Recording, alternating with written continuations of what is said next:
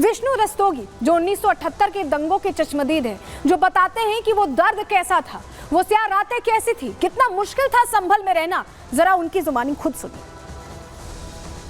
उस वक्त जिला प्रशासन, पुलिस प्रशासन ने पूरी सच्चाई को दबा दिया, कोई भी सच्चाई सामने आने नहीं दी और 3 महीने 2 महीने कर्फ्यू लगा। उस कर्फ्यू के दौरान लोग मरते ही रहे, जहाँ जहाँ मौका मिला हिंदू को मार दिया गया। पलायन करने की सबसे बड़ी वजह क्या थी? लोग अलग अलग बात बता रहे हैं। कुछ मांस मच्छी को घर के आगे फेंक देना एक वजह बताते हैं। मंदिर आखिरकार छोड़ के, घर छोड़कर क्यों आप लोगों को जाना? सारी वजह थी, वो भी थी। हमारा जो धर्म का स्वभाव है और उनके धर्म के स्वभाव में अंतर है।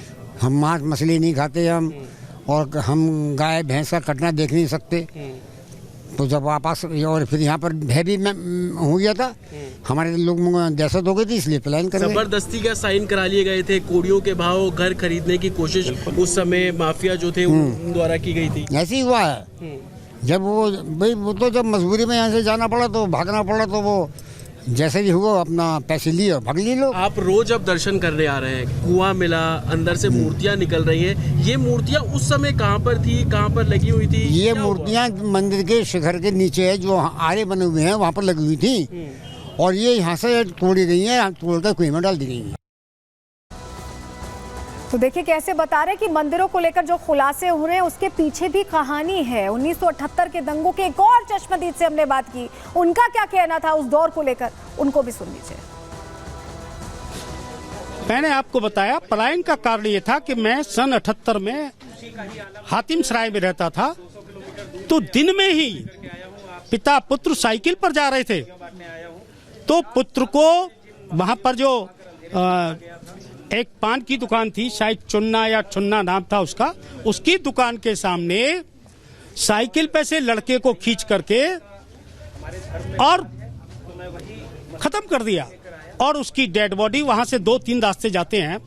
एक रास्ता हकीम रईस की तरफ जाता है, एक रास्ता किले में जाता है। उसकी डेड बॉडी भी मुझे जहाँ तक ध्यान आ रहा है 1 या 2 दिन बाद मिली, बोरे में बंद। हिंदुओं के साथ ऐसा कहा जाता है कि जो बहू बेटियां थी उनके साथ भी अत्याचार हुआ, हिंदुओं के साथ भी अत्याचार हुआ, किस तरीके का? नहीं हुआ, ये हुआ फड़ में। मैं इस जगह की बात तो नहीं कहूंगा क्योंकि न मैंने सुना न मैंने देखा, लेकिन फड़ में जरूर ऐसा हुआ कि वहाँ महिलाएं जो थी उनके पैर की पाजेब, हमको क्या बोलते हैं इंग्लिश में मैं नहीं कह सकता, उनकी पैर की पाजेब जली हुई मिली वहाँ, और ये फड़ कांड को झुटला नहीं सकता।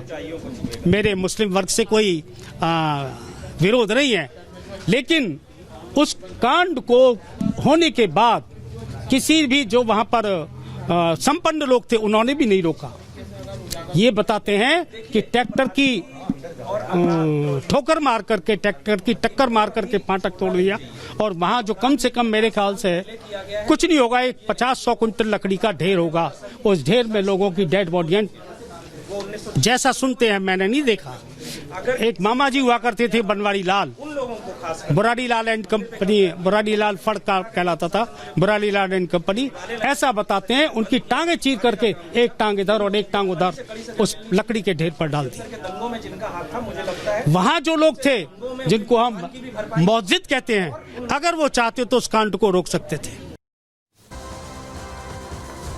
और हमारी सहयोगी अनामिका सिंह काली सीधे हमारे साथ जुड़ रही हैं, उनका रुख कर लेते हैं। अनामिका, ये जो सच्चाई सामने आई, जो कल सदन के अंदर ये कहा भी योगी आदित्यनाथ ने कि संभल ने बहुत दर्द देखा है, संभल जब इस स्थिति में आया है तो उसके पीछे बहुत सारे पहलू हैं जिसको लेकर सोचना होगा और जिससे बोलने से विपक्ष गुरेज करता है, लेकिन सदन के अंदर भी रखा गया और आज हम प्रहार में भी एक एक पन्ना पढ़कर बता रहे हैं।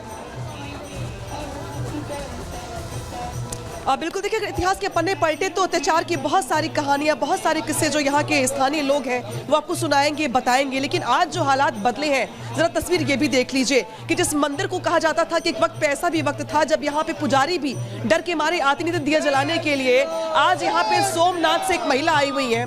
ये महिला जो है ये सोमनाथ से जल लेकर के आई हुई है, स्पेशली रुद्राभिषेक करने के लिए। इसके अलावा देखिए यहाँ पर कल्की धाम से खास तौर पर लोग आए हुए हैं जो यहाँ पर महाआरती करने जा रही है। यहाँ पे महाआरती को लेकर तैयारी चल रही है।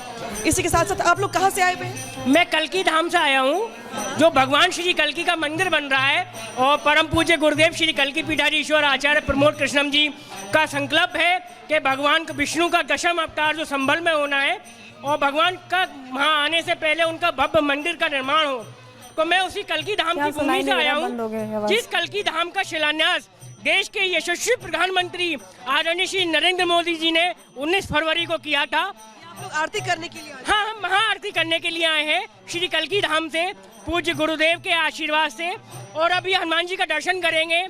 और बहुत सौभाग्य है कि योगी जी की सरकार में और मोदी जी की सरकार में भगवान के मंदिर जो सालों से बंद पड़े थे, जो जिसे देख के हमारी अंदर आत्मा तड़प रही थी, रो रहे थे हम, वो आज हमारे सम्मुख है, हम उनका दर्शन कर सकते हैं।